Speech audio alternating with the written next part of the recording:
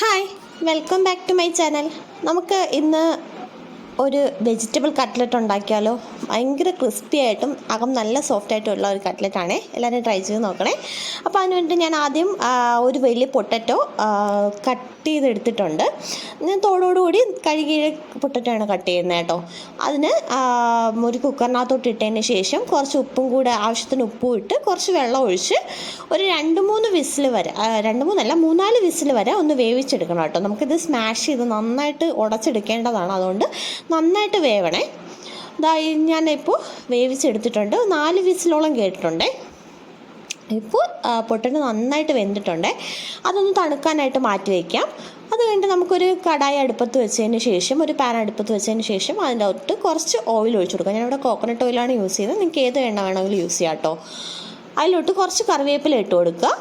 അതിനുശേഷം കുറച്ച് ഒരു സവോളയും ഒരു പച്ചമുളകും കൂടി ഒന്ന് ചോപ്പ് ചെയ്തതാണ്. നന്നായിട്ട് ചെറുതായിട്ട് ഫൈനലി ചോപ്ഡാണ്.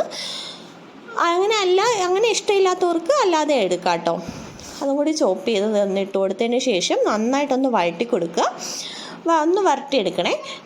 അതിന് ആവശ്യമുള്ള ഉപ്പും കൂടെ ഒന്ന് ഇട്ട് കൊടുക്കാമേ. ഇത് പെട്ടെന്ന് വരണ്ട് കിട്ടാനായിട്ടുള്ള ഉപ്പാണ് ഇടുന്നത് നമ്മൾ. അതും കൂടി ഒന്ന് വരണ്ട് കിട്ടാനായിട്ട് ഇട്ട് കൊടുത്തതിന് ശേഷം നമുക്ക് നേരത്തെ വേവിച്ച് വെച്ച പൊട്ടറ്റോ ഒന്ന് സ്മാഷ് ചെയ്തെടുക്കാം, ഒന്ന് ഉടച്ചെടുക്കാവേ.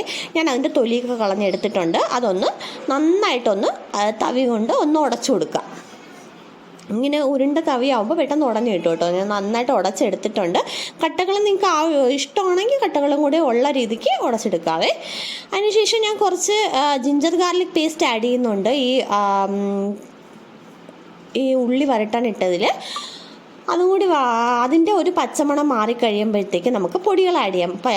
മഞ്ഞൾപ്പൊടി, മുളക് പൊടി, മല്ലിപ്പൊടി, ഗരം മസാല, കുരുമുളക് പൊടി. ഞാൻ ഇത്രയും പൊടികളാണ് ആഡ് ചെയ്ത് കൊടുക്കുന്നത്. അതിനാവശ്യമുള്ള ഞാനിവിടെ കാശ്മീരി ചില്ലിയാണ് യൂസ് ചെയ്തേക്കുന്നത്. നിങ്ങൾക്ക് എരിവ് വേണമെന്നുണ്ടെങ്കിൽ സാധാരണ മുളക് പൊടി യൂസ് ചെയ്യാം കേട്ടോ. അതും കൂടി ആഡ് ചെയ്ത് അതിൻ്റെ പച്ചമണം മാറുന്നത് വരെ ഒന്ന് വഴറ്റി കൊടുക്കുക.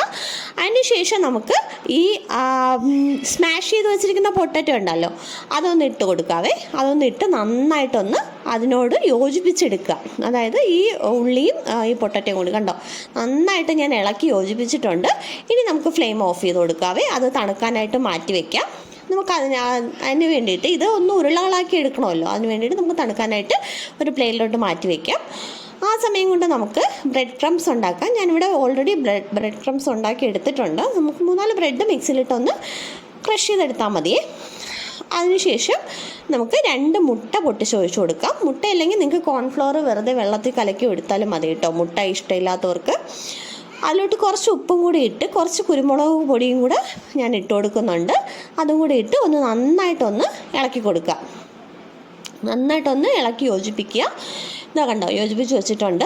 അതിനുശേഷം നമുക്ക് ഈ കട്ട്ലറ്റ് ഉണ്ടാക്കിയെടുക്കാം. കട്ട്ലറ്റ് ഉണ്ടാക്കിയെടുക്കുന്നത് ആദ്യം നമ്മൾ ചെറിയൊരു ഉരുള പോലെ ഉരുട്ടി ഒന്ന് എടുത്തതിന് ശേഷം ഒരു റൗണ്ടാക്കി ബോൾ രൂപത്തിൽ എടുത്തതിന് ശേഷം നടുക്കൊന്ന് പരത്തി കൊടുക്കണേ. 2 കൈ കൊണ്ടൊന്ന് ചപ്പിച്ച് കൊടുത്തതിന് ശേഷം നമുക്ക് ആദ്യം ബ്രെഡ് ക്രംസിൽ ഒന്ന് കോട്ട് ചെയ്തതിന് ശേഷം അടുത്ത് ആ എഗ്ഗിൻ്റെ മിക്സ് ഉണ്ടല്ലോ, നമ്മൾ ഉണ്ടാക്കി വെച്ചിരിക്കുന്ന എഗ്ഗിൻ്റെ മിക്സിലോട്ട് ഒന്ന് കോട്ട് ചെയ്യാം.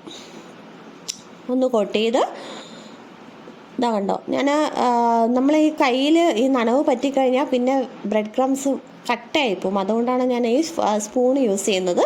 നിങ്ങൾക്ക് കൈ കൊണ്ട് വേണമെങ്കിലും ചെയ്യാം കേട്ടോ. ചെയ്തതിന് ശേഷം വീണ്ടും ഈ ബ്രെഡ് ക്രംസിലോട്ട് ഇട്ട് കൊടുത്ത് ഒന്ന് കോട്ട് ചെയ്തെടുക്കാം.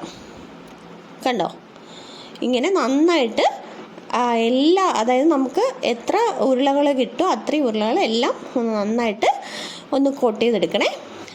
ബ്രെഡ് ക്രംസ് അത്യാവശ്യം ഒന്ന് തട്ടിയും കൂടെ കൊടുക്കണം. കാരണം ഇല്ലാന്നുണ്ടെങ്കിൽ ഒരുപാട് പൊടിയായിപ്പോയാൽ നമ്മുടെ എണ്ണ കറുത്തു പോകും, പെട്ടെന്ന് എണ്ണ കരിഞ്ഞു പോകാൻ സാധ്യതയുണ്ട് ഇത് വറുത്തെടുക്കുന്ന സമയത്ത്. അതുകൊണ്ട് നമുക്ക് പെട്ടെന്ന് ഇതെല്ലാം ഒന്ന് തയ്യാറാക്കി എടുക്കാമേ. അതുപോലെ സെയിം പ്രോസസ്സ് തന്നെ എല്ലാ ഇതിലും ചെയ്താൽ മതി. നിങ്ങൾ ഏത് ഷേപ്പിൽ വേണമെങ്കിലും നിങ്ങൾക്ക് പരത്തിയെടുക്കാം കേട്ടോ. ഞാനിപ്പോൾ റൗണ്ട് എടുത്തു എന്നേ ഉള്ളൂ. ചിലർ ഹാർട്ടിൻ്റെ ഷേപ്പിലും സ്ക്വയർ ഷേപ്പിലും ഒക്കെ ഉണ്ടാക്കിയെടുക്കുന്നവരുണ്ട്. ഏത് ഷേപ്പിൽ വേണമെങ്കിലും ഉണ്ടാക്കിയെടുക്കാം കേട്ടോ. ഇതേ കണ്ടോ, ഞാൻ എല്ലാം ഉണ്ടാക്കിയെടുക്കുന്നുണ്ട്. കണ്ടോ, 2 ഞാൻ നിങ്ങൾക്ക് വേണ്ടി കാണിച്ചതാണ്. കണ്ടോ, ഇത് ഞാൻ ഇവിടെ എല്ലാം ഉണ്ടാക്കി എടുത്തിട്ടുണ്ട് കണ്ടോ. അതിനുശേഷം നമുക്കൊരു ചീനച്ചട്ടി അടുപ്പത്തോട്ട് വെച്ച് കൊടുക്കാം, ഒരു കടായി അടുപ്പത്തോട്ട് വെച്ച് കൊടുക്കാം. അത് നന്നായി ചൂടായി വരുമ്പോൾ നമുക്കതിലോട്ട് ഓയിൽ ഒഴിച്ചു കൊടുക്കാം. ഞാനിവിടെ കോക്കനട്ട് ഓയിലാണ് യൂസ് ചെയ്യുന്നത്, നിങ്ങൾക്ക് ഏത് എണ്ണ വേണമെങ്കിലും യൂസ് ചെയ്യാം കേട്ടോ.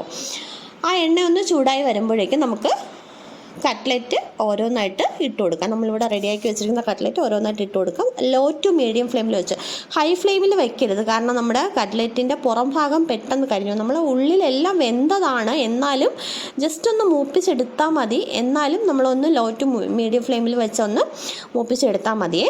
ദേ ഒന്ന് അടിഭാഗം ഒന്ന് ബ്രൗൺ കളറിലായി വരുമ്പോൾ അടുത്ത് ഒന്ന് മറിച്ചിട്ട് കൊടുക്കുക. മറിച്ചിട്ട് നമുക്കൊന്ന് വേവിച്ചെടുക്കാം. കണ്ടോ, ഇത് രണ്ട് സൈഡും നല്ല ബ്രൗൺ കളറിലായി വന്നിട്ടുണ്ട്. നമുക്കത് അടുപ്പത്തൊന്ന് മാറ്റാം. ഇത് ഞാൻ 3 എണ്ണം ആദ്യത്തെ സ്റ്റെപ്പിൽ ഉണ്ടാക്കി എടുത്തിട്ടുണ്ട്. അത് കഴിഞ്ഞതിന് ശേഷം അടുത്ത സ്റ്റെപ്പ് ഇട്ട് കൊടുക്കാം.